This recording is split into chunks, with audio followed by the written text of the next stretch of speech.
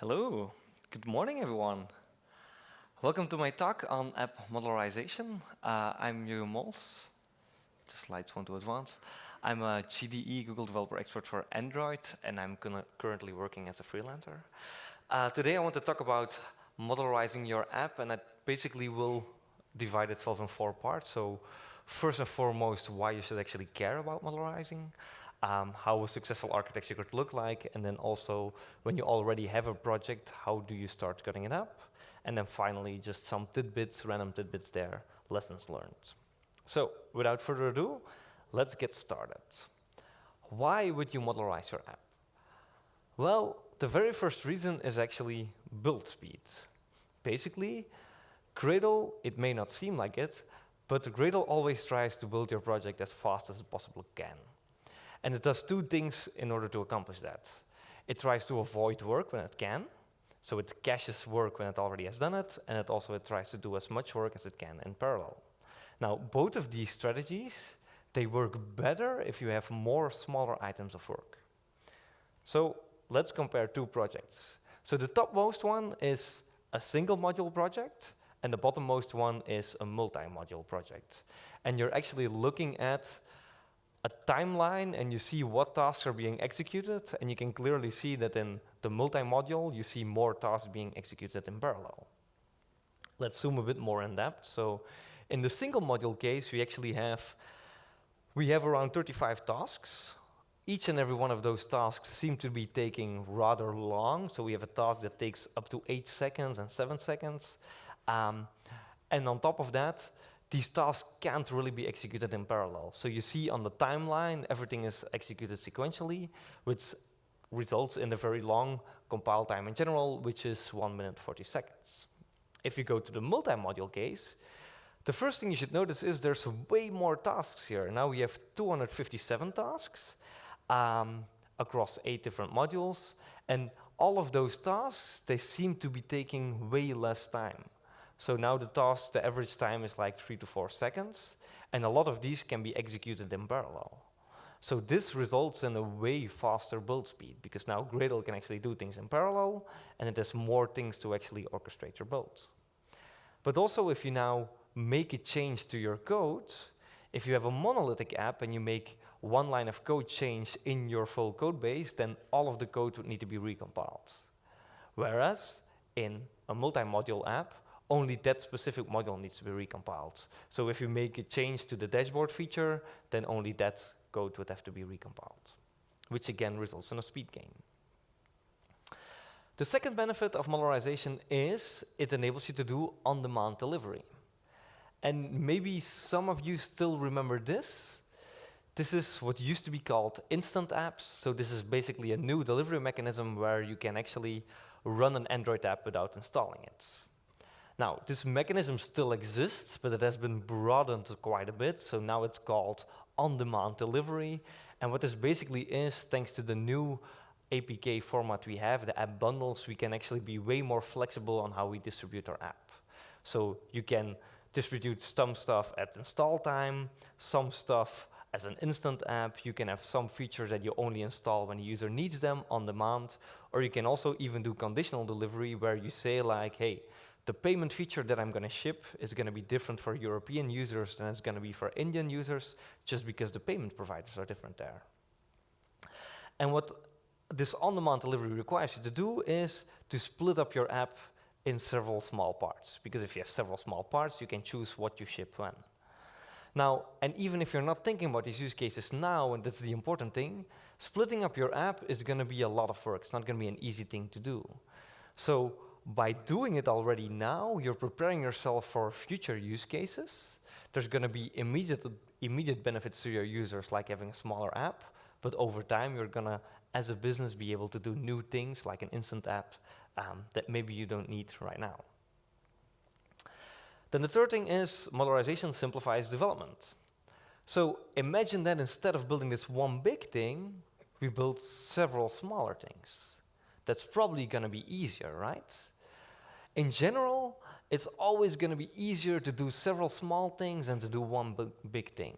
If I ask you to clean up your entire house, then you could get overwhelmed and think, oh, Jesus, where do I even start? And where do I put the stuff while I'm cleaning it up? Whereas if I ask you to just clean up one particular room, that's way easier to start with, and probably you're going to have more success going at it. But that's not the only simplification you will have, because if you split your app in modules, you're going to put clear contracts in place between the different modules, which avoids spaghetti code, which avoids also, if you change something here, that some changes would cascade to other places of your code base.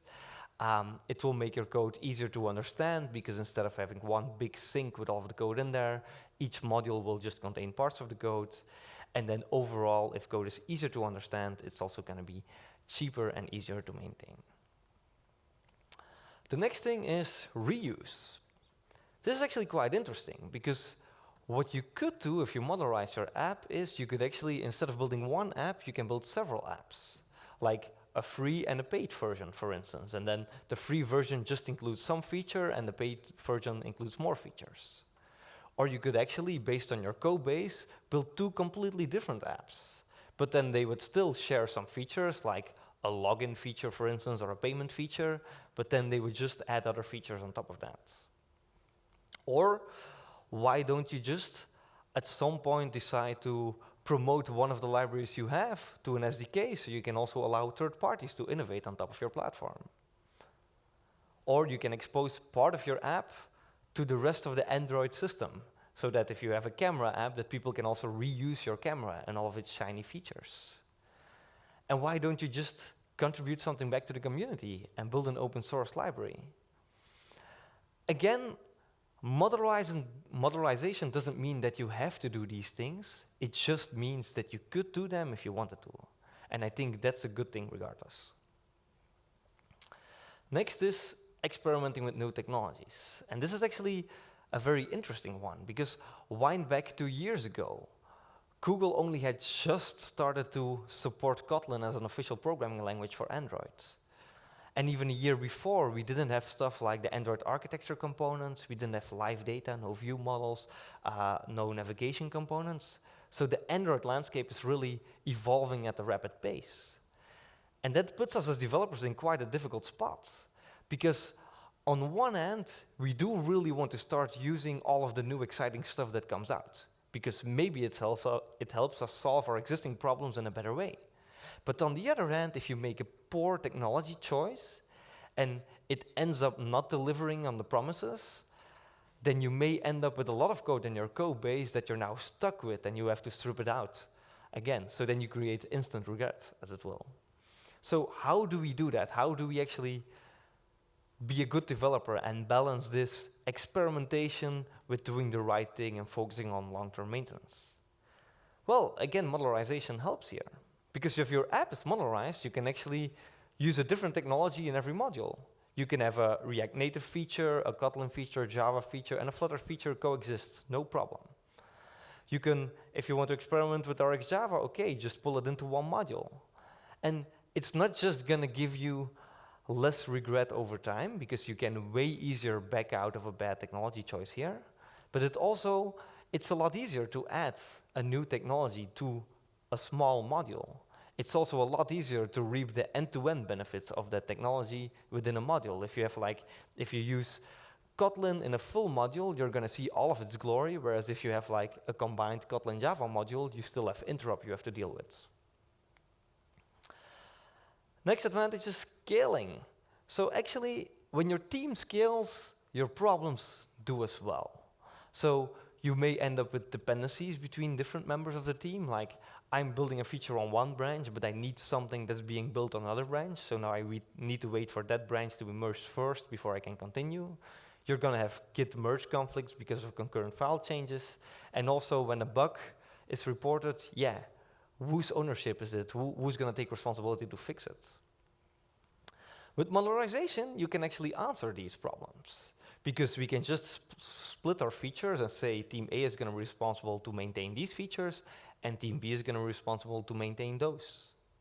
But even more, if you have a peak load, you can even outsource a feature to an external company and have them build it for you, and you just integrate it. Because everything in your app has strong contracts, this is actually quite an easy thing to do. Next is legacy code. Who here has legacy code?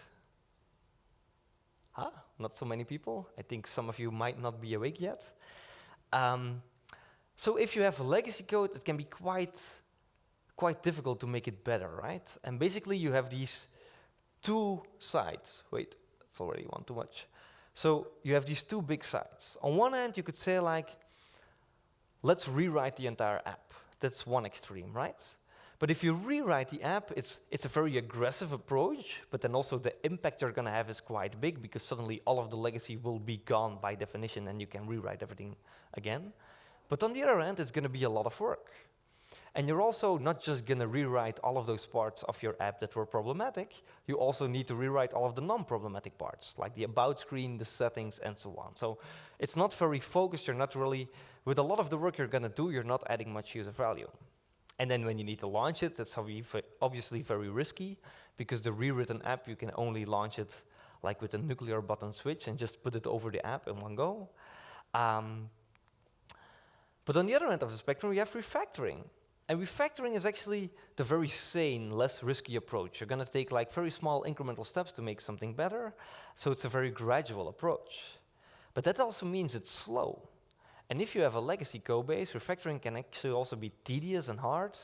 And while you can continue to release, so you can always keep on releasing while you're refactoring, it can actually be quite unsatisfying. As a developer, you might, at the end of the day, if you improve something here, something here, something here, something there, that at the end of the day, you may feel like you didn't really accomplish anything. So wouldn't it be nice if there's something like in the middle that you can combine the best of both worlds, that we can still do this very aggressive thing to rewrite the things that are problematic, but still have this very sane way of rolling them out and gradually making sure that it properly works?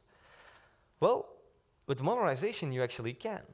Because if you split your big monolith in all these smaller parts, then you can just go over all of the parts and part by part decide what you want to do. So imagine if feature 1 is in a really bad state, then you could decide, okay, let's completely rewrite this feature and gradually roll it out. You can. And it's going to work here because, 1, you're rewriting a hell of a lot less code, and 2, you can keep on shipping the old and the new feature in the app, so you have a gradual rollout strategy. For the next feature, you can then decide like, yeah, this code is really in a bad state. Let's just polish it up a bit and then it's good enough. Or maybe you just accept that it's in a bad state, but then you know, now at least we've isolated it from the rest of our app, and yeah, it's an about screen, so who cares really? And you just leave it as it is. So modularization allows you to aggressively rewrite those problematic parts of your code base while keeping releasing at all time, and you can gradually roll it out to make sure that you don't really mess up. And then the last benefit is simpler test automation. So imagine this is a very simple app, and imagine we want to test the last screen over there. We want to test the sharing feature.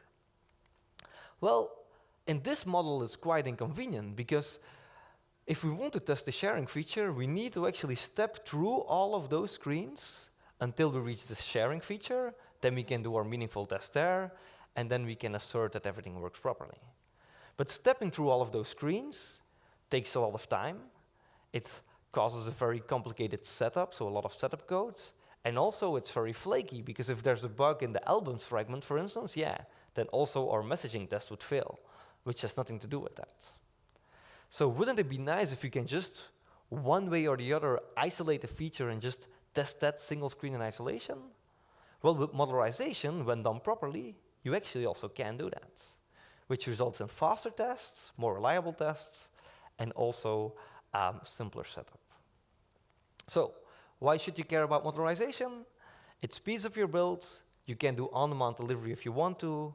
You can reuse stuff across apps. Your development process gets simpler overall. You can experiment with new technologies without making serious mistakes and future regrets. You can scale your development teams, improve legacy code, and also simplify test automation. So now that we know modularization is or could be a good idea, how should we do it?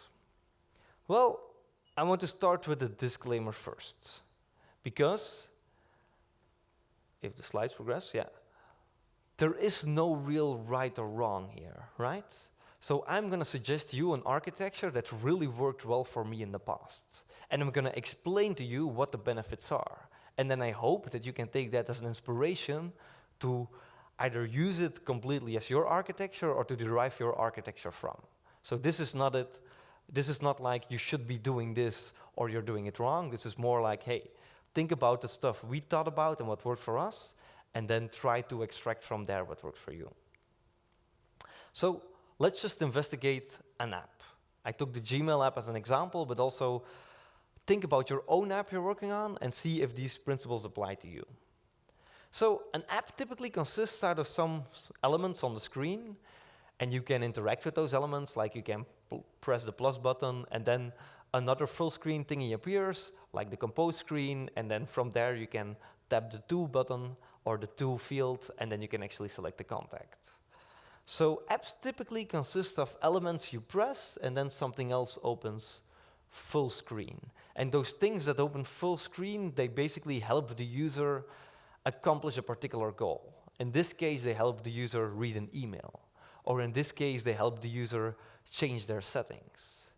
So we could actually think about a sequence of screens that accomplish something useful for a user as a feature. So a feature is actually a flow of screens.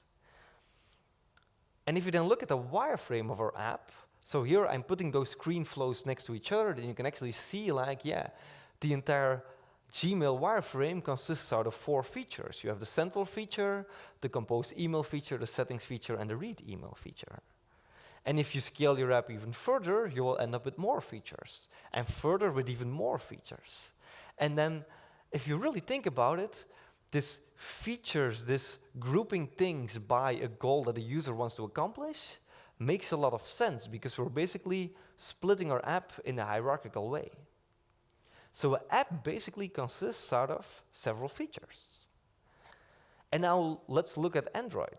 So Android has 4 core components. I don't want to talk about all of them in depth, but basically the activity is the one I'm interested in. Because the activity is also a full screen thingy, similar to the features we just defined. And you can actually reuse it across apps. You can start it via an explicit or implicit intent. And this is one of the main strengths of Android, right? Because this has allowed us in the past to actually ship apps faster, because we didn't have to build our own camera implementation or a maps implementation or a sharing implementation. We could just reuse what the Android system already provided. So Android basically links apps together via those intents. So wouldn't it make sense to try and combine those concepts into an architecture to modularize our app? So what if we just split this app in features? Features that actually provide a goal for a user, something a user would want to do. A compose feature, a settings feature, a payment feature, and so on. Well, these features, they are completely independent of each other.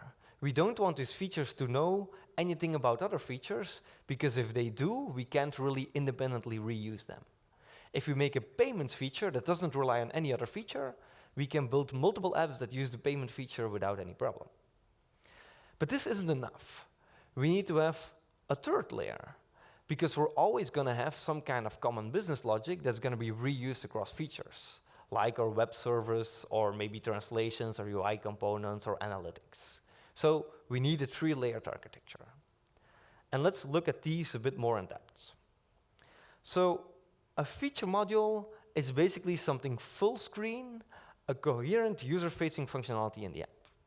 It's typically an Android library module. It contains a single activity with then optionally, but highly recommended, a navigation graph. It can respond to implicit intents and pass you back a result. It will never ever depend on other features, because that makes the feature, that if it depends on other features, we can't independently ship it, but it could depend on several library modules. And then we have the library modules. So that's just plumbing that's going to be reused by multiple features. It's also either an Android library, but it could also just be a pure Java or Kotlin module. It will never depend on any features of the app, and it can, but doesn't have to depend on other libraries. And then the app simply becomes the thing that glues all together. It's a very simple module. There's hardly any code in there. It's the Android application module. It basically depends on features and libraries, and then it just orchestrates everything together. And something interesting it can also do is it can actually decide what features are made available to the user or not. So this is where you can actually also use feature toggles. So what are the advantages of this architecture? First, it structures your project in a very, very predictable way. It's a hierarchical way. It's like your app structure directly maps to your project structure. So you don't know this app, you've never seen it, but at a glance you can already know what it consists of. So we see we have an app layer, we have 3 features and 2 libraries. And if we now want to know what those features do, yeah, you can just open the dashboard folder, you open the navigation graph and you can see like, this app clearly is about photos. And if you then open the dashboard activity, you can see, yeah, it's going to show 3 tabs, one for photos, albums, and one for sharing. And then there were 2 other features in there. The login feature, if you look at the navigation graph, yeah, it's clearly a login flow, and then the sharing feature. Simple, right? A picture really says more than 1,000 words. So by splitting our app in this hierarchical structure, if you're new to the code base, you can very quickly make sense of everything. And then navigation. Navigation was actually, there was a poll by Emma van Brabant, she's a lead Android engineer at Monzo, what the biggest challenges are for apps nowadays. And one of the things that came out of that was navigation. But this architecture also provides a good solution to navigation because it splits the big navigation problem in smaller parts. Either we're navigating between modules, or between features, or we're navigating within a feature.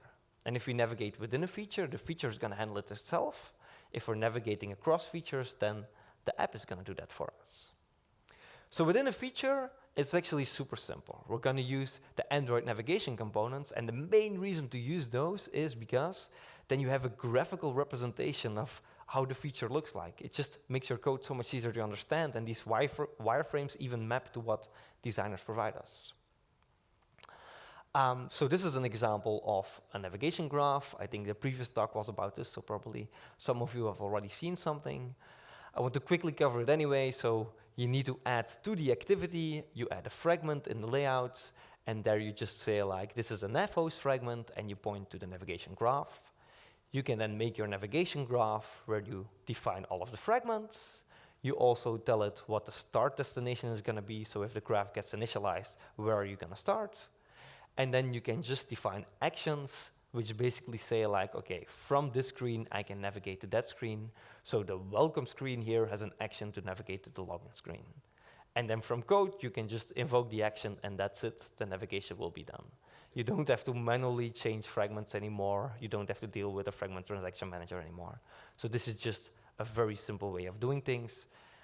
So basically, the navigation within a feature becomes very straightforward, because there's only a few screens within the feature, and we're basically offloading all of the work to an external component. If we now want to navigate across features, well, yeah, we can just start activities, right? If every feature module has an activity, let's just start the activity. Simple. Wait, not so fast, because here you can see we're using actually the name of the activity we're going to start. So this makes the feature that uses this dependent on the dashboard feature. So we don't want to use explicit intents. Instead, we don't want to use explicit intents, we want to use implicit intents. So here we define an action, and then we just ask the Android system like, hey, I need this action to happen, can somebody help me with this? And then Android will resolve it for you. In order to receive this action or tell the Android system that you can process this action, you just define it in your manifest. Now, this doesn't solve everything yet, because we're going to have a lot of duplication of strings, and of the string action is going to be duplicated all across our code base. If you need to pass parameters into the intent to start a feature, then also the caller has to know how those parameters are packaged in the intent, so that's really not a nice abstraction. And then if another app defines the same action, yeah, then you're going to see a chooser dialog. So what if instead we add a library module called actions, We create a very simple class there, and we just have that class provide all of the intents for us. So now we don't know how an open login intent works. We can just ask the class like, hey, give me this intent. And then all the caller has to do is just start activity with the intent.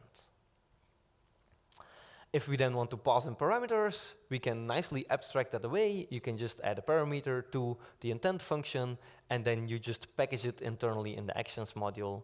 But as an app, I don't need to know how the extras are passed.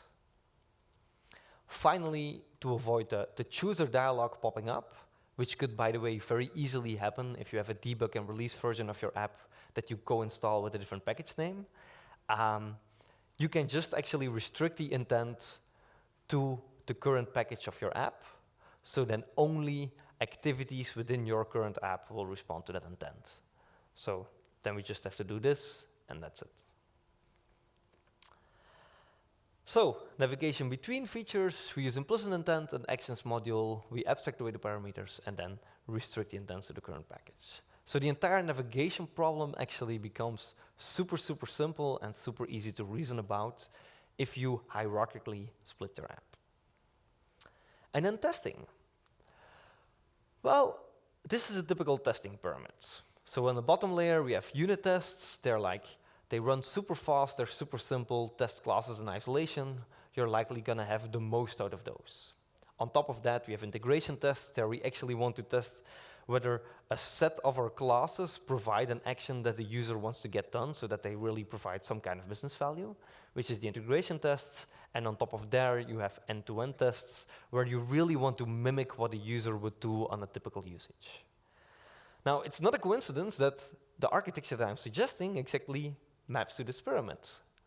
So you can actually see that on the library layer, we're gonna cover everything with unit tests. On the feature layer, we're gonna also do unit tests for all of the logic we have there. But on top, we're gonna add feature level tests. So with Espresso, we're actually gonna test the features in isolation. And then from the app point of view, we're actually gonna test how multiple features work together and simulate like a typical thing a user would do. Like install the app for the first time, create a new account, and then purchase something from your store. That could be like an app level test. Feature test now actually becomes super easy. Because we have every feature as a single activity, you can just create an activity test rule that starts the activity, and then we can start interacting with the UI and verify that the thing happens that should happen. If you do the same thing for the app level, yeah, because there we're talking about multiple features, again, you'll see that we'll end up with way more code there, but it's still, yeah. I think that's something you will need to accept, because what you're doing at the app level is you're basically automating a lot of the manual testing efforts. So it's gonna take you much time to do so, but then you're also gonna win that back over time, and your testing team will have time to look in the more interesting edge cases.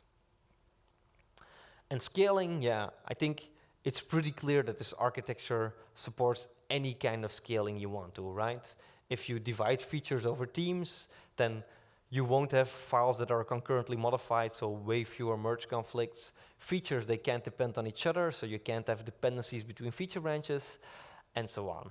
On the library level, you could still have those thingies, but libraries tend to be more stable than features are, so at least the occurrence is gonna be way less. You can obviously do the multiple apps thingy. You can build an SDK. You can also build a GitHub library. And you can experiment with all of the technologies you want in your architecture without really making a huge investment for the future that you can't easily roll back. Okay, and what about legacy code? So I told you that we want to be able to aggressively rewrite part of our app. Well, here we actually can do that. You can just take a problematic feature, recreate a completely new implementation of that, which is actually really easy to do because the contract of a feature module is just start activity for result. So we just need to make a new activity that listens to a new action. And then from the actions module, we can simply, based on the feature flag, we either invoke one implicit intent or the other, and that's it.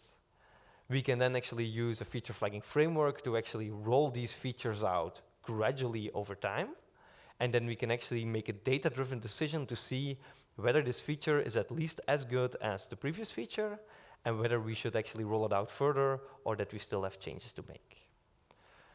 I actually also wrote quite a bit about feature flags and how you could use them, so if you're interested, by all means, check these out.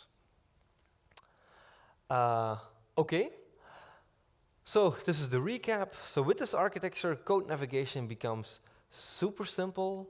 You can easily navigate within a feature or across features. Test automation becomes easier. You can actually scale your teams. You can refactor stuff and experiment with new technologies without issues. And yeah, you can also, when you have to rewrite something, you can do it for part of your app and gradually roll it out. Okay, but how can we get started? So we already have a code base. How can we now start slicing the code base up? Well, basically, there's two main approaches. So on the left-hand side, we're going to pull code up. So what you're going to do there is you take your existing monolithic app and you convert it to some kind of core module. And then we put a new app module on top of it that just uses the core module. And then your app will still compile and will still work exactly the way it was working. And then we start pulling code up. So that's one approach. The other approach is we keep our app on the top level, and we're going to start pushing code down until we arrive at this architecture. So which approach should you take? Well, let's look a bit deeper. Pulling code up is actually conceptually a super simple thing to do, because you rename the module, you move it down, and then you start pulling code out. And if everything is in the lower layer and you pull out a feature, that will always work, right? Because your analytics are in the lower layer, your web servers are in the lower layer, you will have very few dependencies if you pull out features.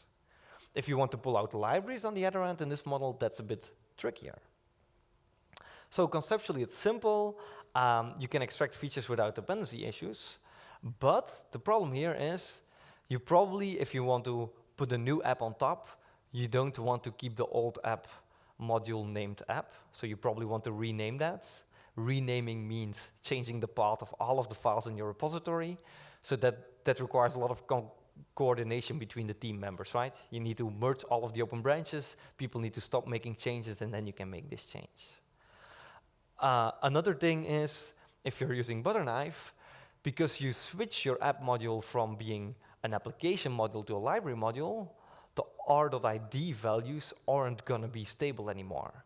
Now, for libraries, Gradle will actually, give them different values at compile time. So if you use Butterknife, you need to change all of your references to r2.id instead of r.id. And then, if you want to extract a library, for instance, the analytics library, you can only really do that if you have already extracted all of the features that use that. Now, there are strategies to avoid that, but this module encourages you to actually have a modularization strategy where you do features first.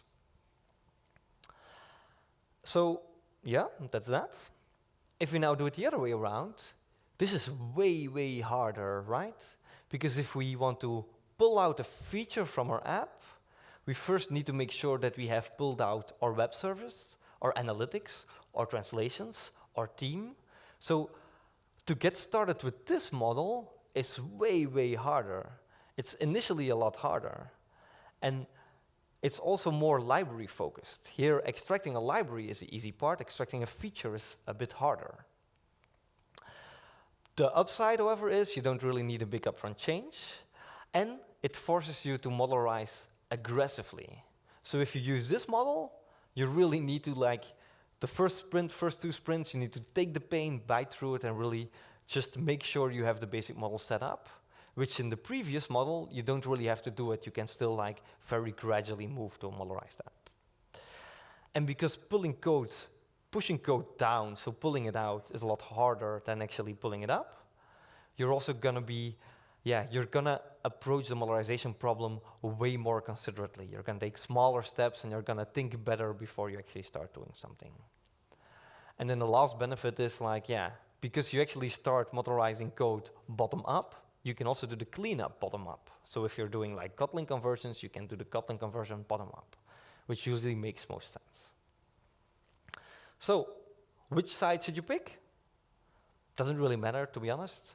At Philips Hue, we tried the left-hand side, which didn't really work for us because with the butter knife, the changes were really significant, and also renaming the entire module, there just issues kept on popping up, and we prototyped it, and so initially we thought in like a few hours we would have this, but after 2 days we still didn't have it, and then we took a step back and figured like, yeah, maybe there's a better way.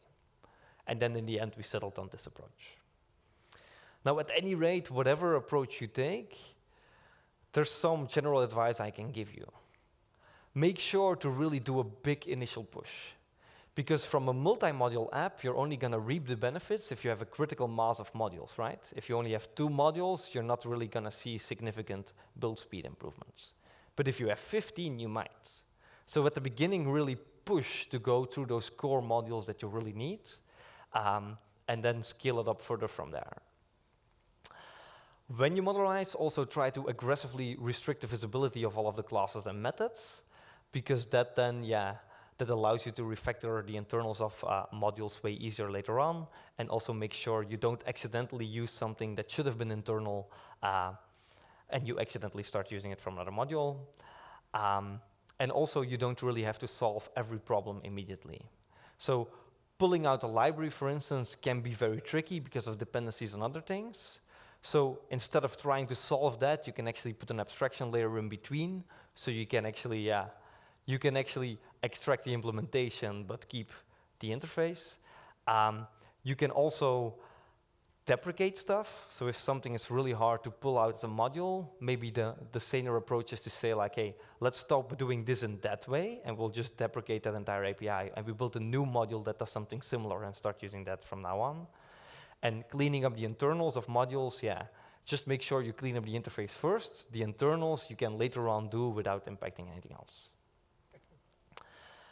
And lastly, this is a quote I got from Elon Musk. He actually mentioned it over the weekend when he was presenting his new Starship. And I really like this. So when planning is long, then it's wrong. If it's tight, then it's right. So I really encourage you to come up with a plan to modularize your app where you will see results on a very short term. This is a really result-driven way about thinking about things, but you should, because only if you're seeing results, you're actually gonna like be encouraged to do more, right? So what lessons have I learned? A lot, actually. I took a subset from the advice here. So first, module configuration. If you scale your app up to 30, 100, 300 modules, then you don't want to be setting manually the minimum SDK on all of those modules, right? It's a lot of code duplication, but also if you want to bump your min SDK, it's a lot of work.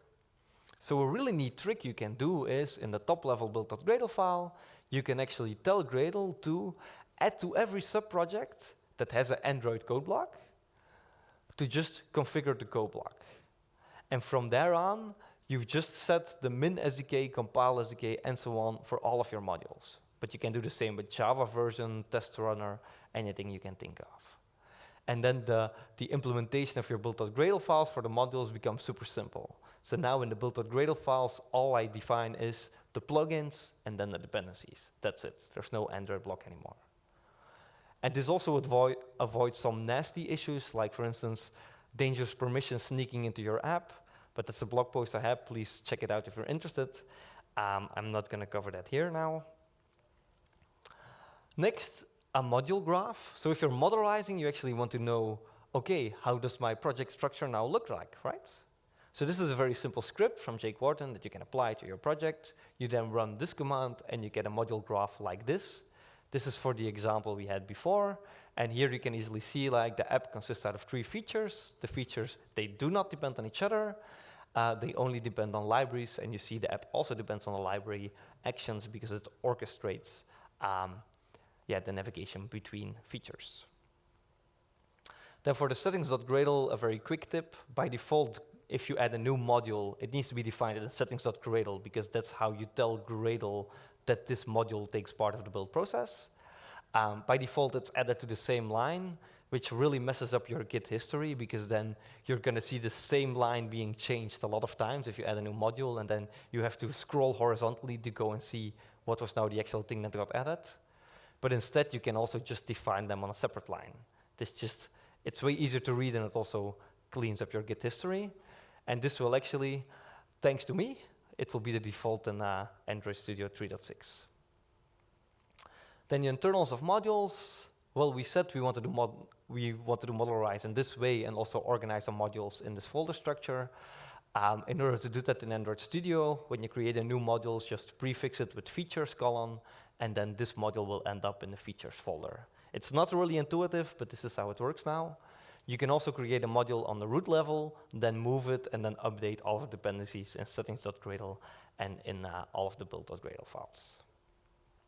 With regards to package names, I highly encourage you to use very short package names for your modules, not for the topmost module, but at least for like the feature and the library modules. Why? Because it's way more readable. And then also, if you follow this structure, like you just have a prefix, your app name.features or your app name.libraries. If you use this structure, then also in the imports within a file, they're going to be grouped in blocks. So this just makes your code better readable as a whole. So all of the feature imports are grouped and all of the library imports are grouped. With regard to layout previews, so because modules don't depend on the app module, they don't really know what theme is applied to your application. So if you open a layout file in a submodule, it's going to be previewed in the theme by default, which is theme.light, which really, it's not a pleasant experience, right? So what you can do is you can just tweak the manifest of every module and then add this to the manifest that you also reference to the app theme. It's actually going to be overwritten. So whenever you actually build your full project, then the app theme is going to be inherited from the main module. But then your layout previews will immediately work from the get-go, and you don't manually have to change it around. Then dependency management, the same thing with the module configuration. You want to have one central place where you manage dependencies. Sam Edwards has a great blog post on how you could do that. The one that I like most is to use the build source project, where you can then define a Kotlin file that looks like this. And then everywhere in your projects, you can actually implement dependencies like this. So then you just have dependencies.androidx. And if you want to update the dependencies, again, there's a great Gradle plugin for that by Ben Mains. Just add it to your project and run this, and it will then tell you the latest versions that are available for your dependencies. And then finally, speeding up builds. So we used to have a compile dependency, and now we have an API and implementation dependency. What this is actually about, it's fairly simple if you know how it works. So if you make a change to a particular module, that changes the external interface of the module. So imagine that's a web service with a login method. If you add a new parameter to the login method, what always needs to happen is you need to recompile that module plus all of the modules using it, because the external interface changed, right? And now the difference between API and implementation kicks in. Because if the second layer of modules, so the top red layer, if that actually had included the bottom module as an API dependency, what they're saying to Gradle is like, I'm using this module, and I'm exposing it on my public API. So that means if the bottom one gets recompiled, you need to recompile that layer, but also the layer on top. And if they also have defined an API dependency to the lower layer, you also need to recompile the app module, which is quite wasteful, right? So if you know that you're not exposing another module on the API of your module, you can say this is an implementation dependency, it's an implementation detail to me, and then for a code change there, only that layer has to be recompiled. So let's wrap things up. There aren't any big problems, there's just tons of little problems. Modularization really has a lot of benefits, not just on the short term, but also with regards to future-proofness. I suggest modularizing by 3 layers, app, feature, library, and splitting the navigation between the between feature and inter-feature navigation. That really, makes things easier. Try to push code down and make sure it's as easy as possible to add new modules, because the easier it is, the more likely people are going to do that. Okay, I have quite some blog posts on the matter, and I do like Lego figurines. That you can find them on my blog, jeroenmols.com/blog.